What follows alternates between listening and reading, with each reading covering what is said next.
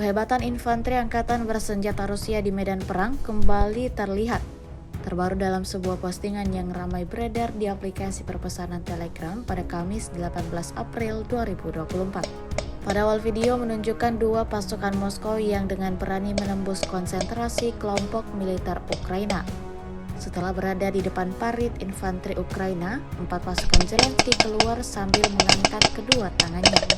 4 pasukan Zelensky tersebut lalu menjatuhkan senjata dan siap menerima aba-aba dari dua pasukan Putin seperti yang terlihat dalam video. Narasi unggahan menyebutkan pasukan terjun payung berhasil menghancurkan kelompok penembak jitu angkatan bersenjata Ukraina di arah Artemovsk, di mana sebelumnya komando pasukan lintas udara mempercayakan likuidasi kepada kelompok penembak jitu. Tak lama setelahnya, dua pejuang Rusia tersebut segera bergerak ke area aksi musuh. Diketahui pada hari kelima penantian, barulah terlihat sepasang penembak jitu angkatan bersenjata Ukraina dan kelompok pelindungnya yang terdiri dari 7 orang. Selama duel, militer Rusia melenyapkan penembak jitu pasukan khusus Ukraina dan kelompok pelindung serta menangkap 4 militer Ukraina.